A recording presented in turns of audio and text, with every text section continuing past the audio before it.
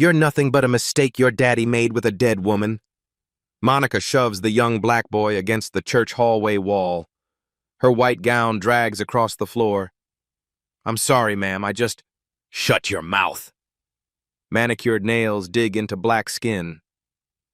30 minutes from now, your daddy belongs to me. His money, his house, everything your dead mother left behind. Mine. 10-year-old Will trembles. Yes, ma'am. Once that ring is on my finger, you're gone. Boarding school. Far away. Her lips brush his ear. Your mama raised you weak. No wonder she's rotting underground. Tears roll down the boy's face. He says nothing. Monica smiles, walks toward the altar.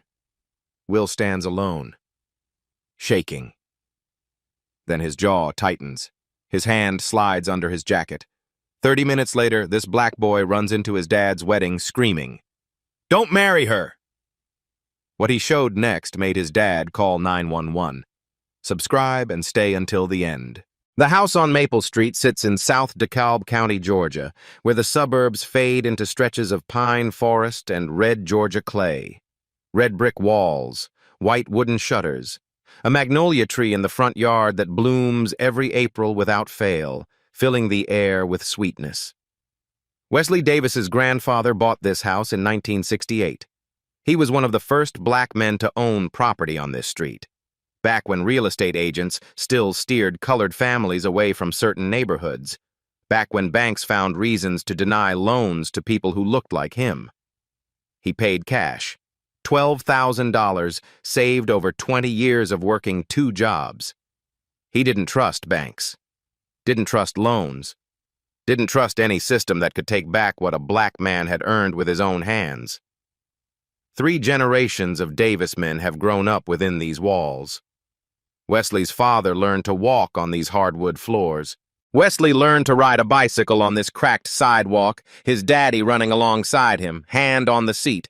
He kissed his wife Carolyn for the first time under the magnolia tree, junior year of high school.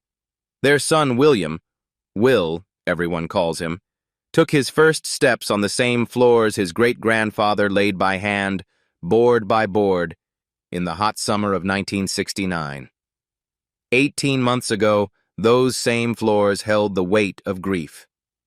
Carolyn Davis lay in a hospital bed at Grady Memorial, room 414.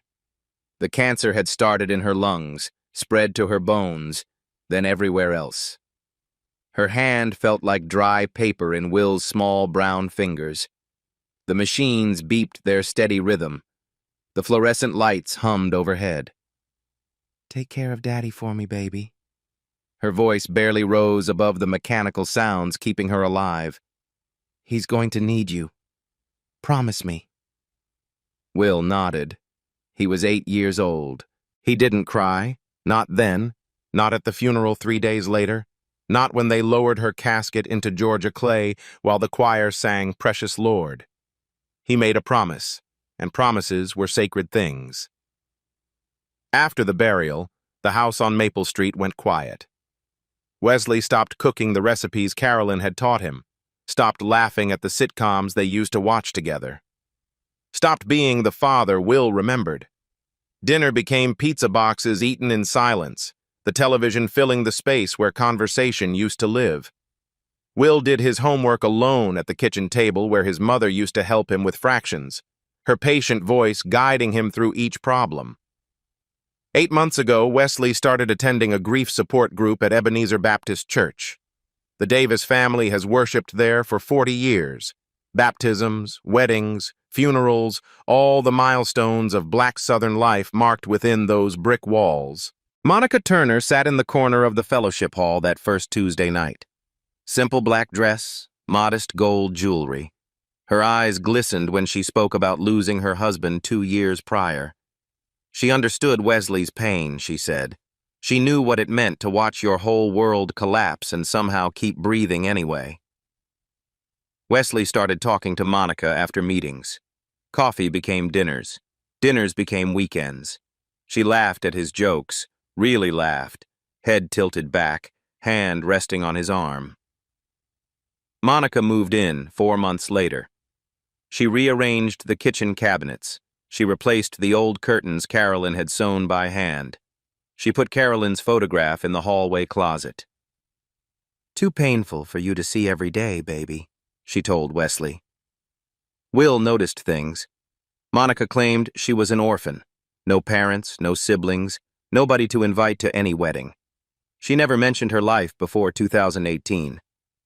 Her phone rang at odd hours. Wesley started complaining of stomach pains. Monica made him fresh lemonade every morning. "My grandmother's recipe. Drink up, baby." Everything felt like healing. Until Will noticed what no one else did. 2:14 in the morning. The house sleeps. Will wakes with his throat dry, tongue thick against the roof of his mouth. He slides out of bed and pads downstairs in bare feet, avoiding the third step from the bottom, the one that always creaks, the one his mother used to skip to when she came down for water in the middle of the night. The hardwood is cool against his soles. The kitchen light is off, but a voice floats through the darkness. Low, careful, secret. Monica. On the phone. Will freezes at the bottom of the stairs. He presses his back flat against the wall, holds his breath until his lungs burn, makes himself small and invisible. "Yes, this is Rachel." Monica's voice sounds different. The warmth is gone. The honey sweetness has curdled into something hard and cold. "The policy is still active, right? Good, good." A pause. He hears her fingernails tap against the granite counter. Tap, tap, tap. "Don't worry. It'll be soon." Will's heart slams against his ribs so hard he's certain she can hear it. "Rachel? Her name is Monica." "Monica Rachel Turner," she told them once when filling out some form, but she never uses Rachel, never introduces herself that way. Never. He hears her laugh. A short, sharp sound nothing like the musical chuckle she performs for Wesley. The phone clicks off. Footsteps move toward the hallway. Will runs. He takes the stairs 2 at a time, his feet silent on the wood, slips into his room, pulls the covers up to his chin. His pulse roars like ocean waves in his ears. Sleep doesn't come. Not that night. Not for many nights after. Morning arrives, gray and humid, thick with the promise of summer storms. The kitchen smells like bacon grease and fresh coffee. Wesley sits at the table, scrolling through work emails on his phone. Monica stands at the stove, humming a hymn from last Sunday's service, the picture of domestic contentment. Will slides into his chair, pours cereal into his bowl with hands that won't quite steady.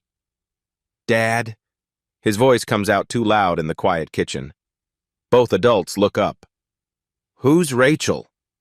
Wesley's eyebrows furrow. "What?" "Rachel. I heard Monica on the phone last night. She called herself Rachel. She was talking about some policy, and she said, 'It'll be soon.'" Monica turns from the stove. Her spatula drips grease onto the tile floor. She smiles, but something moves behind her eyes. Quick and calculating, there and gone in a heartbeat. "Oh, sweetie." She walks over, puts a hand on Will's shoulder. Her fingers press into the muscle, just firm enough to feel like a warning. "Rachel is my middle name. Monica Rachel Turner. I was just talking to the insurance company about adding your daddy to my policy." She squeezes once. "Nothing to worry your head about." Wesley nods, satisfied. "See? Nothing mysterious, son.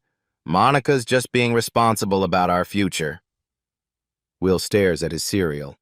The weight of Monica's hand feels like a brand burning through his shirt.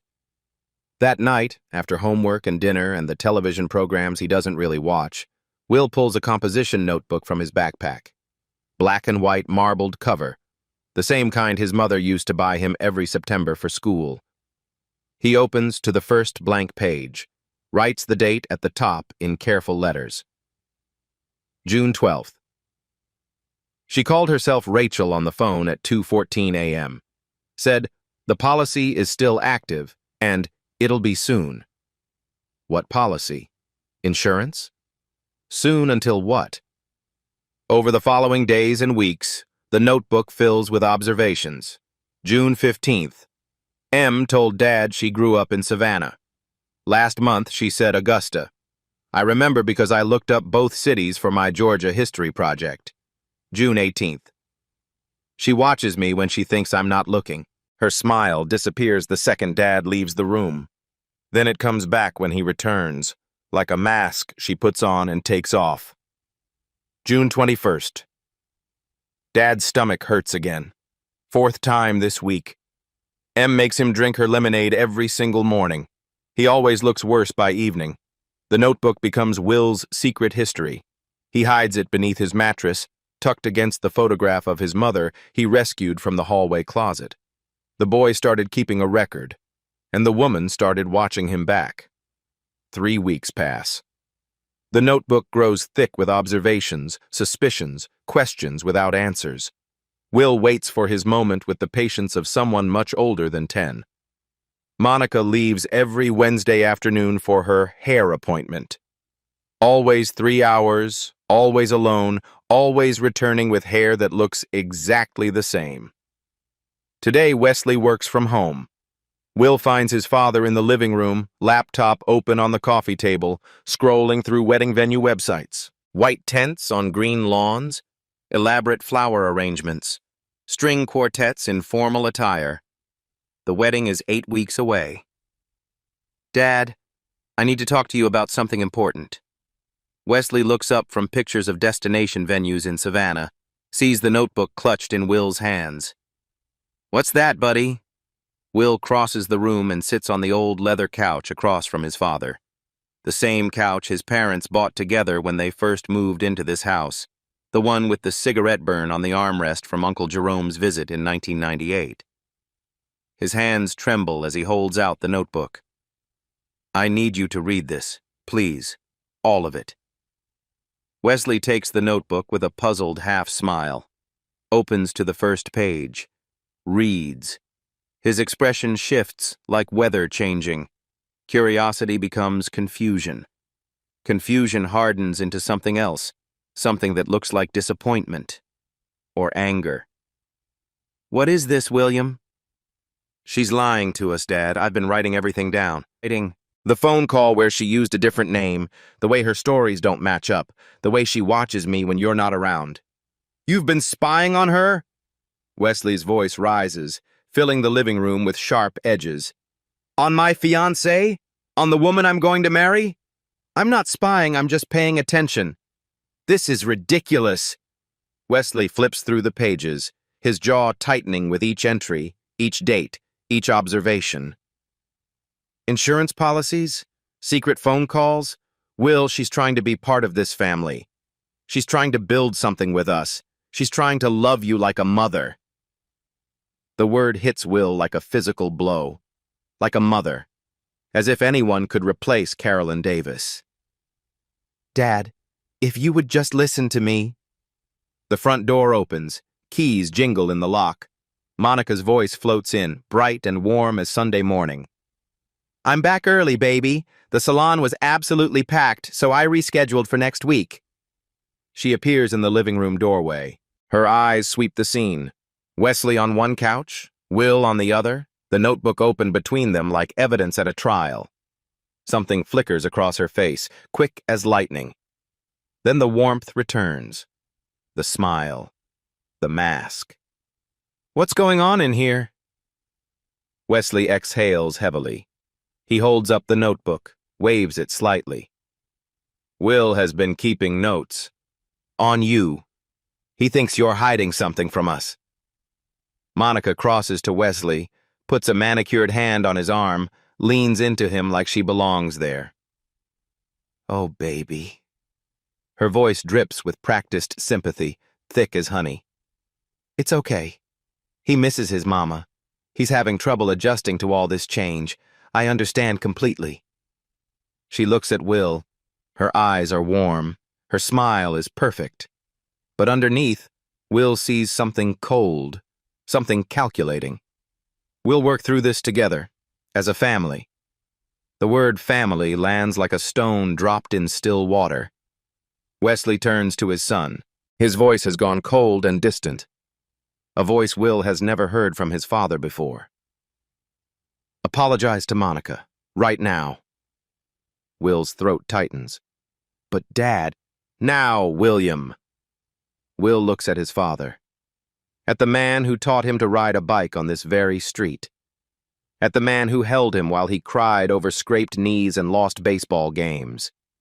At the man who sat beside his mother's hospital bed until the very end, holding her hand, telling her everything would be okay. That man seems very far away now. No. The word hangs in the air like smoke. Wesley stands. Go to your room. And I don't want to hear any more of this nonsense, not another word. Do you understand me? Will walks upstairs. Each step feels heavier than the last, like climbing a mountain. Behind him, he hears Monica's voice, soft and soothing. He just needs time, baby. He'll come around. I know this is so hard for him. In his room, Will sits on the edge of his bed. He stares at his mother's photograph on the nightstand. Her smile, her kind eyes, the way she always knew when something was wrong. You would have believed me, Mama. 3 days of silence pass. Will avoids Monica. Wesley avoids Will. The house feels like a tomb. Then Will's phone buzzes. Unknown number. The timestamp reads 11:52 p.m. He opens the message. Stop digging or you'll lose your daddy too. Will's blood turns to ice water in his veins. He screenshots the message immediately, saves it to his iPad with shaking fingers, reads it again and again, each word burning into his brain. Lose your daddy too. The next week, Monica makes her next move. I think Will should go to summer camp, she announces over dinner, speaking to Wesley as if Will isn't sitting right there at the same table. There's a wonderful boarding program in North Carolina, 6 weeks in the mountains, fresh air, new friends, structured activities. He needs space to heal from losing his mother. Wesley nods slowly. Maybe you're right. He has been difficult lately. Will stares at his plate. The food turns to ash in his mouth. Monica wants him gone. Before the wedding, away from his father, unable to interfere. 4 weeks until the ceremony. 4 weeks to prove what he knows. The boy had one chance. He needed someone who would believe. Will remembers Denise Brooks, his mother's best friend since forever. They met freshman year at Spelman College in Atlanta. 2 ambitious young black women from small Georgia towns, both determined to become something bigger than the lives they were born into. They stayed close for 20 years, through graduations and first jobs and weddings and births and everything in between. Denise came to every birthday party Will ever had. She brought the best presents, always books, always exactly the right ones. She sat beside Carolyn through 6 months of chemotherapy, holding the basin when Carolyn couldn't keep anything down. She held Carolyn's hand in the final hours when the morphine took away the pain, but also the words. Now Denise works as a forensic nurse at Emory University Hospital. She examines evidence. She testifies in criminal trials. She knows how to find truth buried beneath lies and silence. Saturday morning. Will tells his father he's going to the public library to work on a summer reading project. Instead, he pedals his bicycle 5 miles through Atlanta heat, through neighborhoods he's never biked alone, all the way to East Atlanta Village. Denise's house is a yellow craftsman bungalow with a wraparound porch covered in potted ferns. Will arrives drenched in sweat, legs burning, chest heaving. He knocks on the yellow door. Denise opens it wearing lavender scrubs, clearly about to leave for a shift. Her eyes widen when she sees him. Carolyn's only child, standing alone on her porch, desperate and afraid. Will? Baby, what's wrong? Where's your daddy? Everything pours out of him like water from a broken dam. the notebook, the midnight phone call, Monica's different names and contradicting stories, the threatening text message, the lemonade, the stomach pains, the wedding rushing closer like a train. Denise doesn't interrupt. She doesn't smile indulgently or pat his head or tell him he's imagining things. She doesn't say he needs to give Monica a chance. When he finishes, she sits back in her kitchen chair. The ceiling fan turns slowly overhead, stirring the warm air. Tell me everything again. Slow, from the very beginning. Will tells her again. Every detail, every observation. Denise takes notes on a yellow legal pad. Her handwriting is neat and precise, professional. Your mama always told me you notice things others miss. Denise looks at him with serious eyes. She was so proud of that. Said you'd make a great detective someday. Something tight in Will's chest loosens. For the first time in weeks, he feels like he can breathe fully.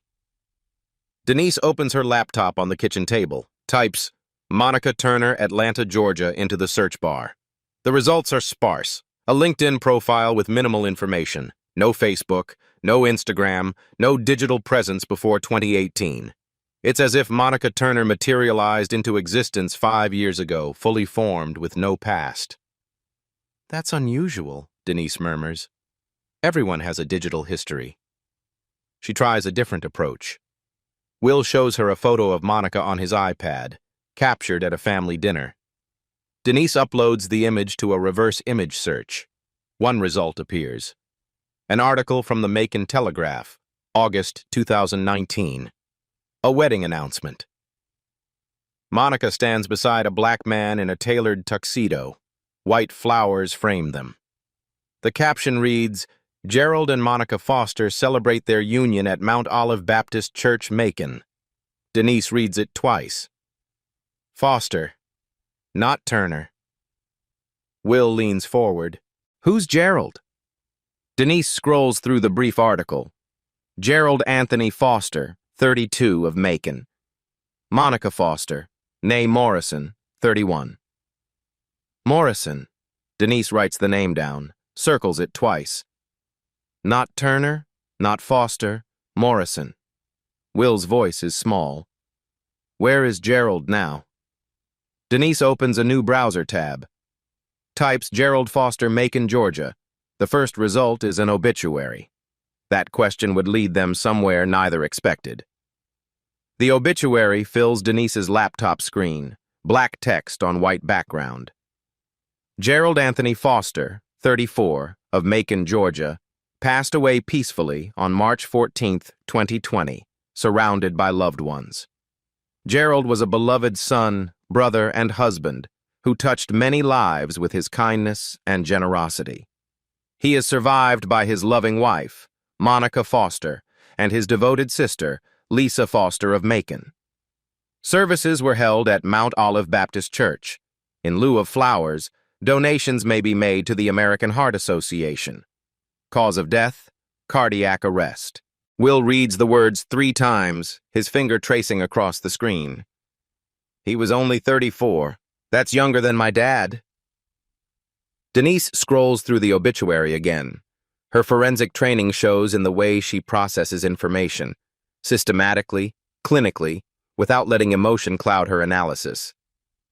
Healthy 34-year-old men don't typically die of sudden cardiac arrest, not without warning signs, not without a documented history of heart problems. She navigates to the Bibb County Superior Court website. Georgia maintains extensive public records online: civil cases, property records, marriage licenses, divorce decrees. Anyone can search them if they know where to look and what to look for. The results load in seconds. Case number 2020 CV 4412. Lisa Foster, plaintiff, versus Monica Foster, defendant. Civil complaint filed April 2020, exactly 1 month after Gerald's death. Denise clicks through the documents.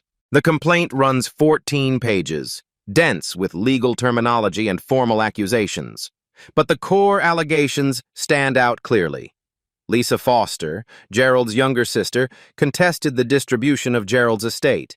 She alleged that Monica Turner Foster systematically isolated Gerald from his family members and longtime friends in the months following their marriage. She claimed Monica exerted undue influence over Gerald during a period of declining health, convincing him to change his last will and testament and life insurance beneficiary designations just 2 weeks before his death. Gerald's entire estate, the house he'd bought with his own savings, the retirement accounts, the investment portfolio he'd built over a decade of careful planning, all of it transferred to Monica upon his death. Every penny. The life insurance policy, valued at $750,000, paid out to Monica as sole beneficiary within 60 days. The case was settled out of court 4 months later. Terms: confidential. Lisa Foster received an undisclosed sum, and a gag order prevented her from discussing the details of the settlement publicly. Monica vanished from Macon shortly after the ink dried on those documents, changed her name back to Turner, relocated to Atlanta, started fresh with $750,000 and no past anyone could trace. She took everything, Denise says quietly. Then she disappeared like smoke in the wind. Will processes this information. His voice wavers slightly. But Gerald is just one person. Maybe it really was a heart attack. Maybe Lisa was just angry about the money. Maybe it's all a coincidence. Denise shakes her head slowly. Then we need to establish whether there's a pattern. 1 unexpected death might be tragedy. 2 unexpected deaths start to look like something else entirely. She searches for Lisa Foster on social media: Facebook, Instagram, LinkedIn, professional directories. Finds her within minutes, still living in Macon, working as an elementary school teacher at a public school, posting photos of her classroom and her students. Denise sends a careful message explaining who she is. Carolyn Davis's closest friend from college, reaching out because of serious concerns about Monica Turner and another potential victim. Lisa responds within the hour. Her message is brief but electric. I've been waiting 3 years for this call. I've been waiting for someone to finally believe me. When can we talk? They arrange a video call for that evening, after Lisa finishes her tutoring sessions. At 8 o'clock, Denise's laptop screen flickers and connects. Lisa Foster appears, a woman in her early 30s with tired eyes that have seen too much and a jaw set with old, hardened anger. The background shows a modest living room, family photographs covering every wall, a shrine to the brother she lost. I've been waiting for someone to believe me, Lisa says. Her voice carries years of frustration, years of doors closing in her face. The police wouldn't listen, said there was no evidence of foul play. The insurance investigators wouldn't listen, said the death certificate was clear.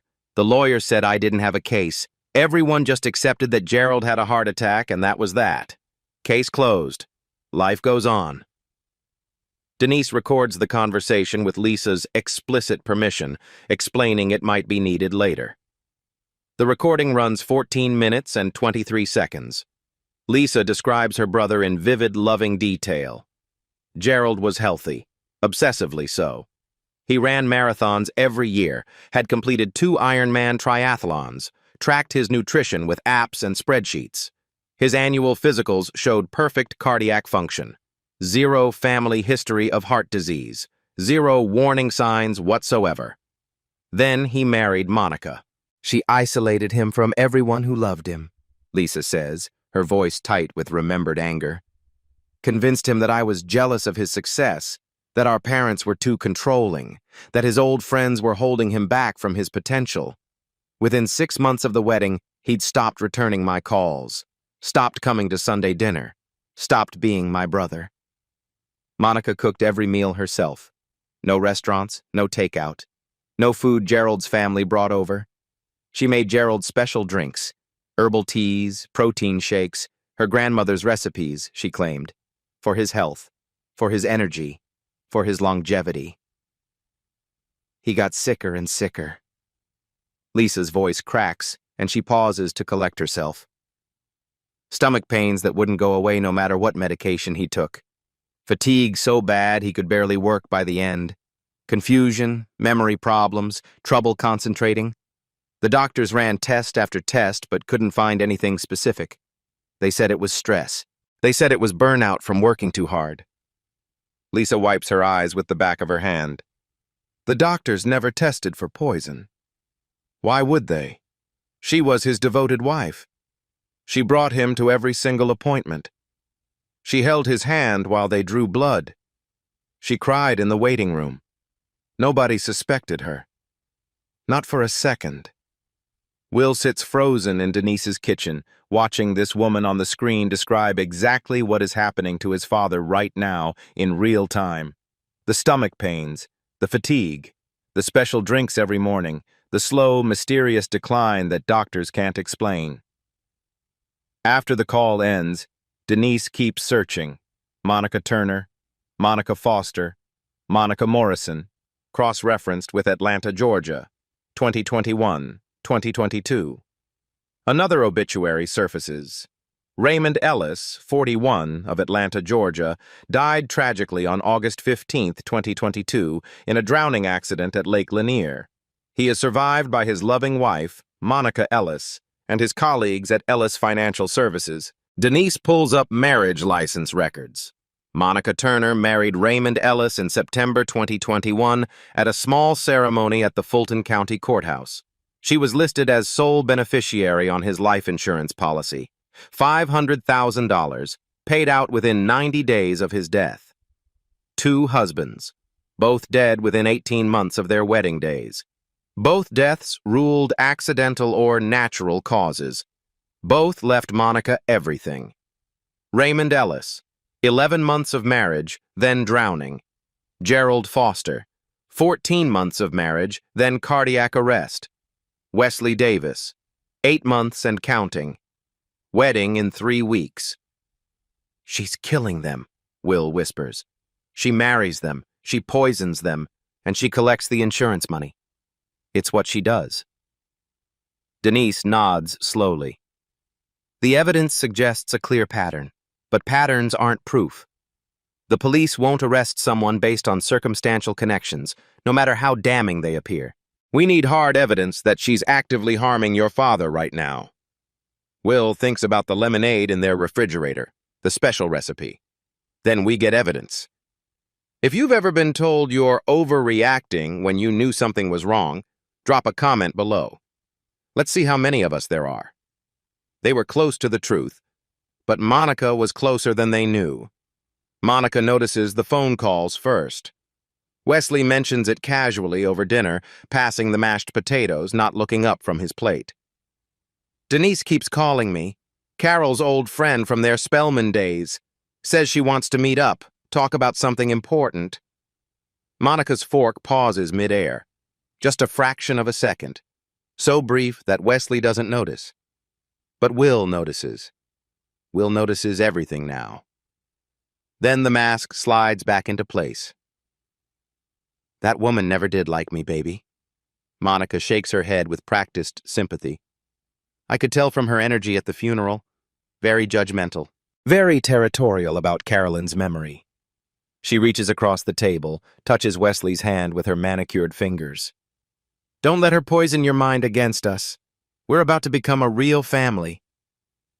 Wesley cancels his meeting with Denise, sends a polite text explaining, Monica thinks we should focus on the wedding right now. Maybe we can catch up after the honeymoon? But Denise doesn't retreat. She's spent too many years in emergency rooms and courtrooms to back down from threats. Wednesday afternoon. Emory University Hospital parking garage, level 3. Fluorescent lights buzz overhead. Denise walks toward her car after a 12-hour shift, keys in hand, mind still processing Will's evidence. A white sedan is parked beside her Honda Civic. Monica Turner leans against the driver's door. Red dress, crossed arms, face pleasant as a church greeting, eyes flat and cold as river stones. Denise Brooks. Denise stops, positions her keys between her fingers the way she learned in self-defense class, stays alert. Monica, I'm going to be direct with you. Monica pushes off the car, takes 2 deliberate steps closer. Her heels echo in the concrete garage.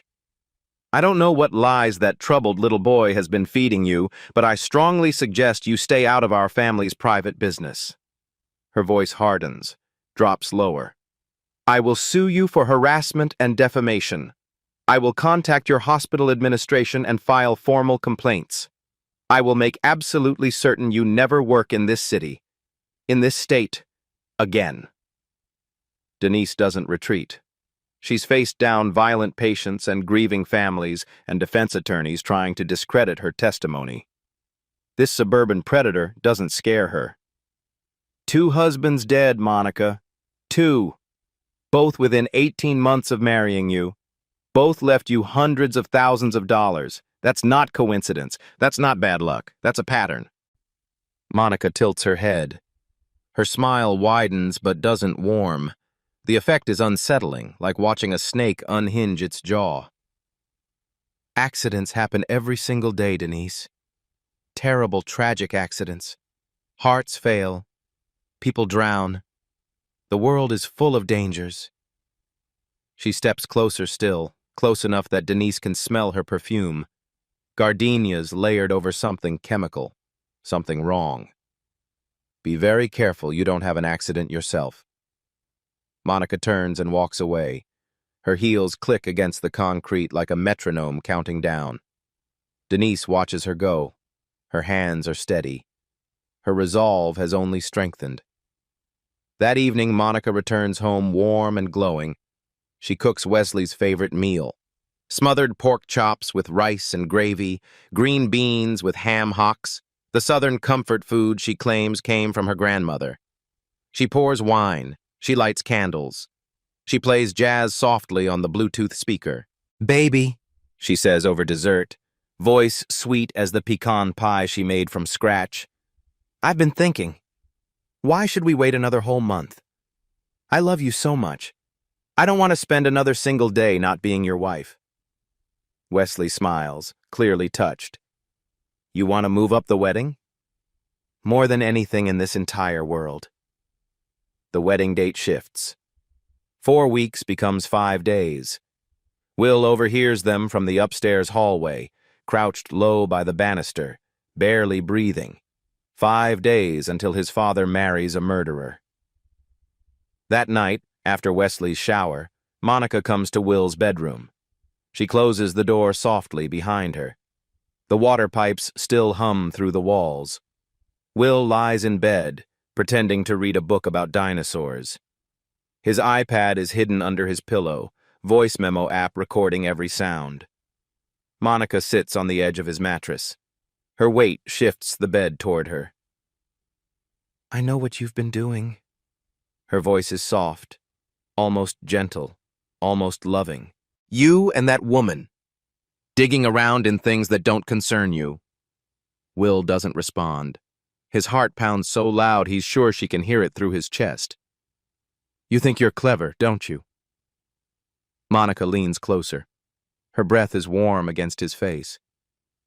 But you're just a child. And children don't win against adults. That's not how the real world works. She straightens up, smooths her dress over her knees, looks at him with eyes that hold no warmth at all. Your daddy chose me. Not you. And if you keep making trouble, keep spreading lies. Her voice drops to a whisper. You're going to end up all alone. No daddy, no family, no nobody. Just like me. She stands, walks to the door, pauses. Sleep tight, sweetie. The door clicks shut. Will saves the recording with trembling fingers. 5 days. He has 5 days to save his father's life. 3 days before the wedding. Will sits on his bed in darkness. The iPad screen has gone black. The notebook lies closed on his desk, filled with observations that no one will read. Outside his window, crickets sing their endless summer song, indifferent to his despair. He feels emptied out, hollowed, like someone has reached inside him and scooped out everything that matters, leaving only the shell of a boy behind. He picks up his mother's photograph from the nightstand, studies her face in the pale light filtering through the curtains, her smile, wide and genuine, the kind that made everyone around her feel important. Her eyes, warm brown and full of the love she had for him. Her hand, resting on his shoulder in the picture, steady and sure, and always there when he needed her. "I tried, Mama." His voice barely makes a sound in the quiet room. "I tried everything I could think of. Nobody believes me. Dad thinks I'm crazy. Monica is going to win." He remembers her last days with painful clarity. The hospital room that smelled like industrial cleaner and dying flowers. The machines that beeped and hummed in steady rhythm, keeping count of heartbeats that were running out. Her hand in his, growing lighter every single day, the bones more visible beneath paper-thin skin. "Take care of Daddy for me, baby. Promise me." The words echo in his mind, carved there forever. But Daddy doesn't want to be taken care of. Tears slide down Will's cheeks now, hot and unstoppable, dripping onto his mother's photographed face. He wants her. He chose her over me. Over you. Over everything.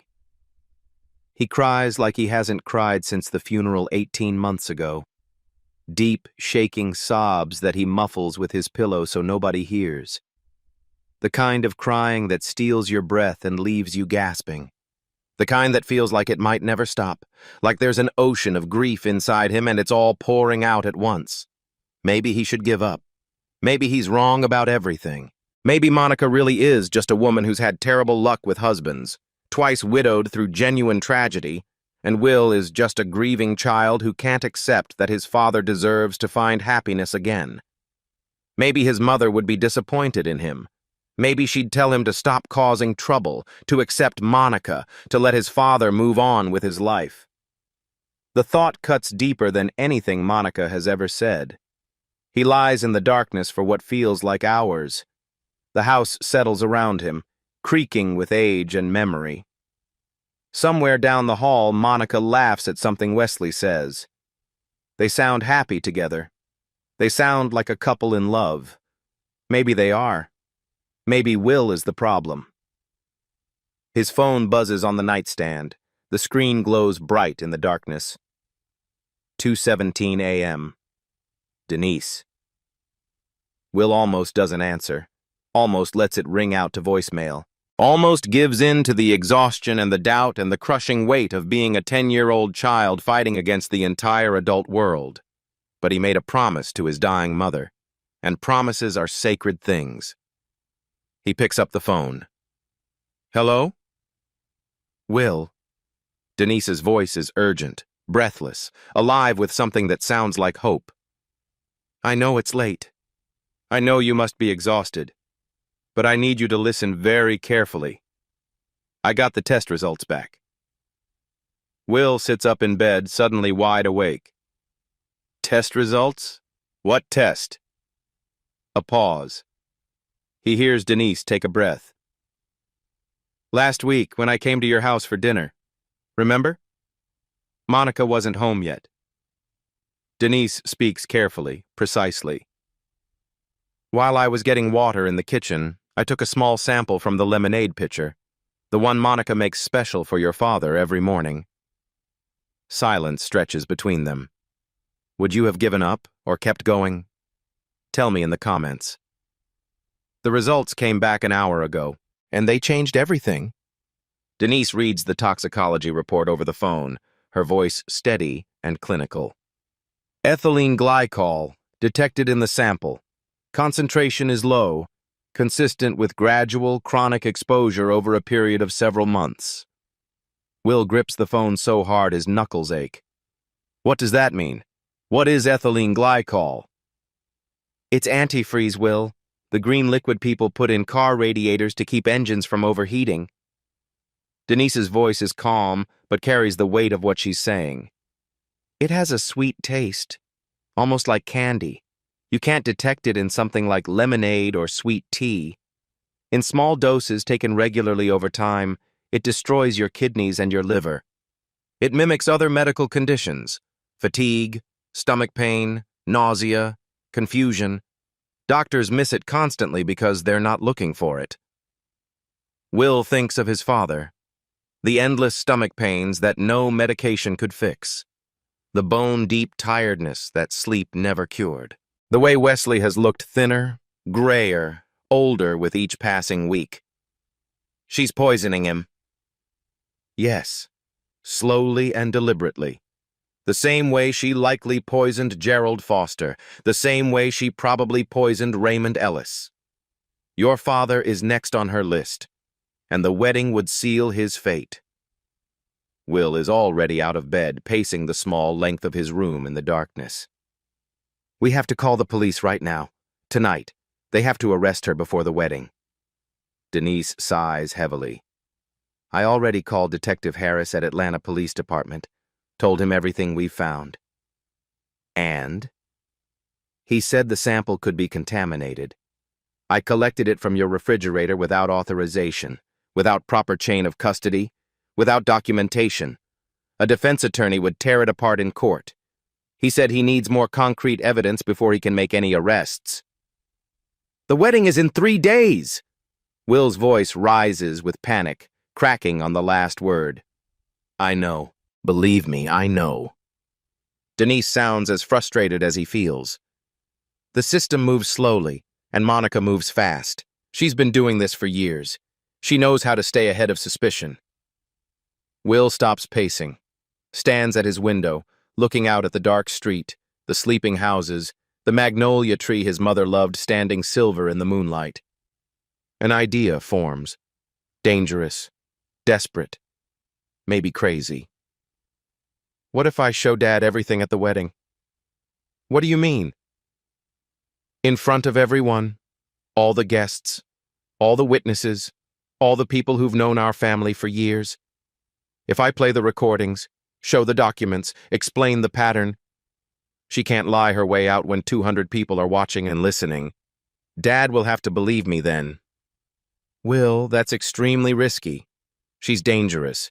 She's already threatened both of us.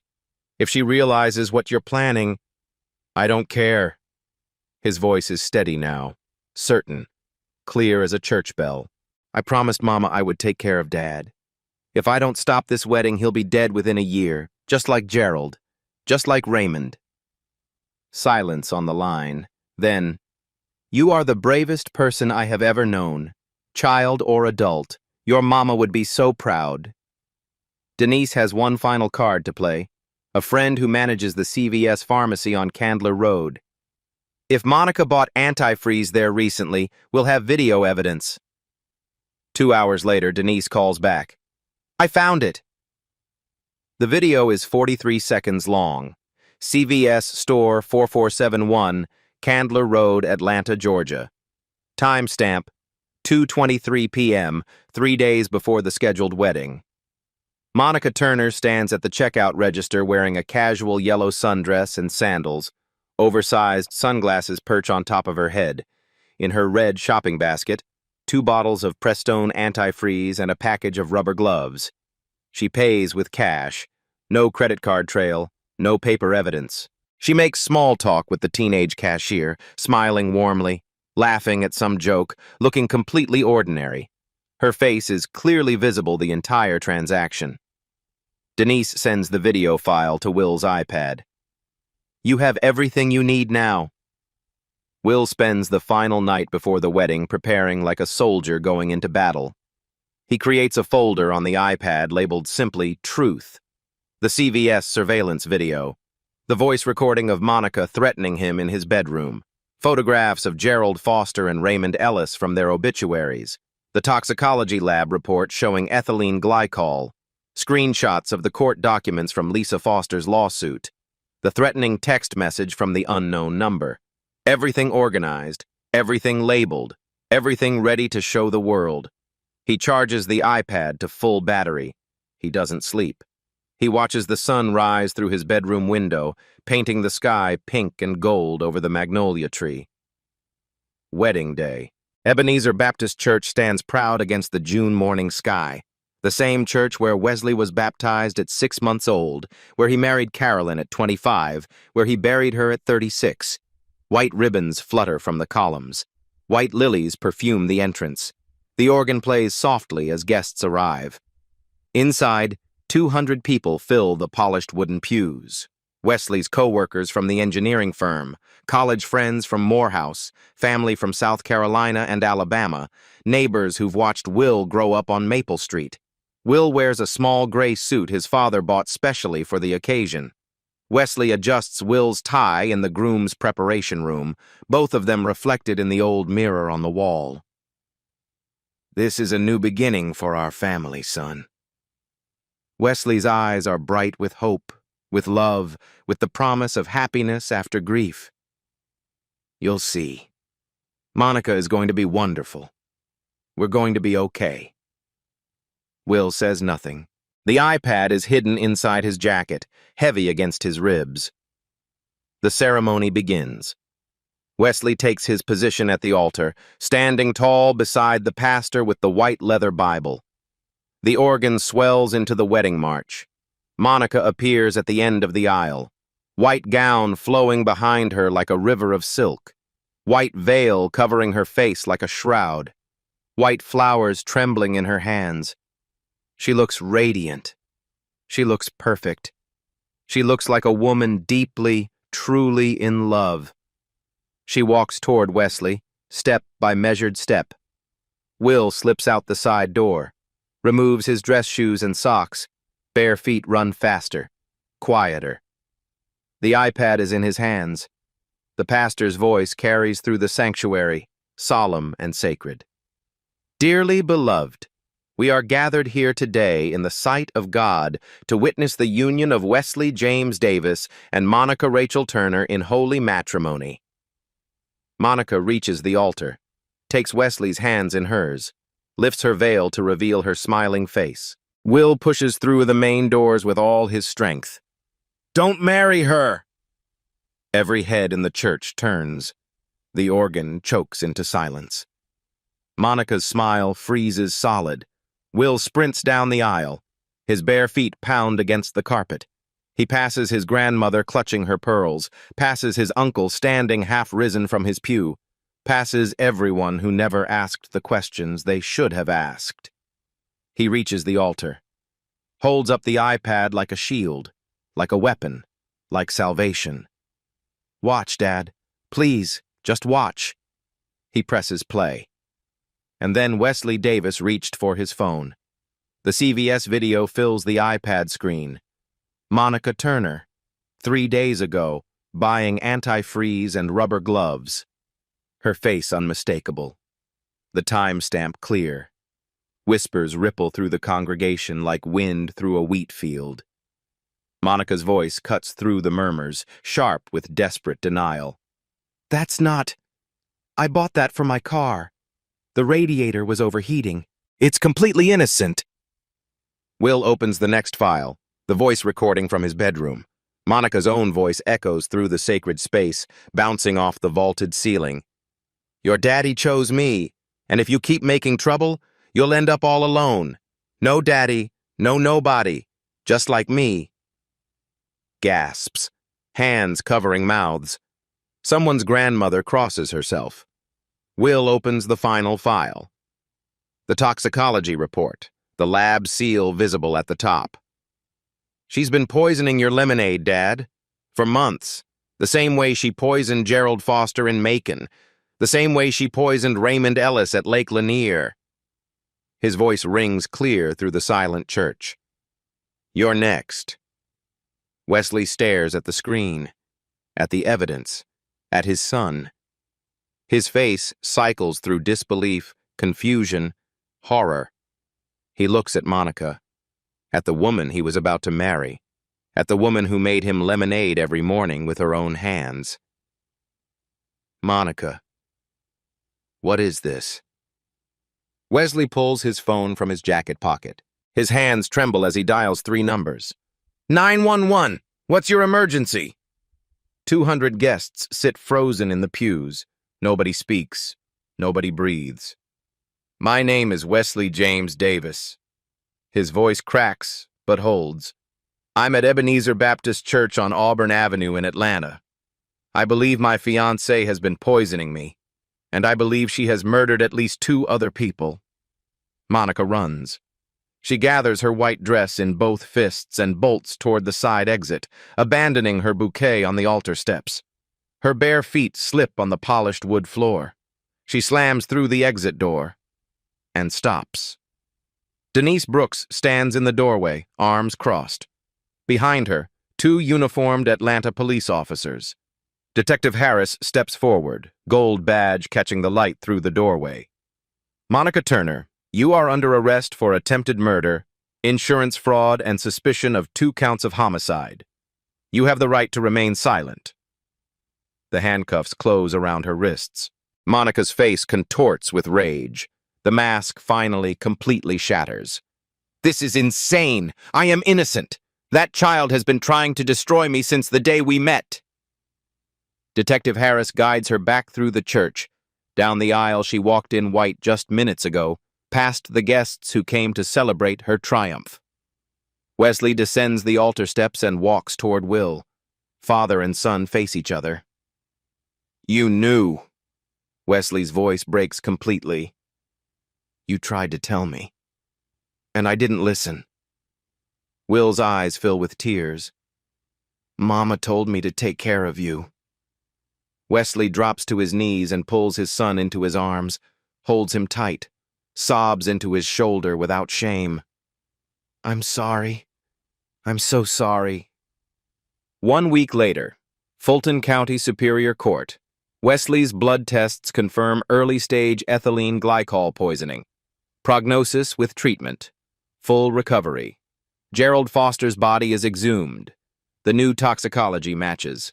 The grand jury indicts Monica Turner on 2 counts of first-degree murder and 1 count of attempted murder. The woman in white was finally seen for what she truly was. 3 months later. The house on Maple Street looks different now. Cleaner, brighter, alive again. The magnolia tree has shed its spring blossoms, and thick green leaves shade the front porch where Wesley's grandfather used to sit. Father and son occupy that porch in the evening light, rocking chairs creaking softly, 2 glasses of sweet tea sweating in the summer heat. Real tea. Nothing added. Nothing hidden. Nothing to fear. I should have believed you. Wesley stares at the street where he learned to ride a bicycle, where he kissed Carolyn for the first time.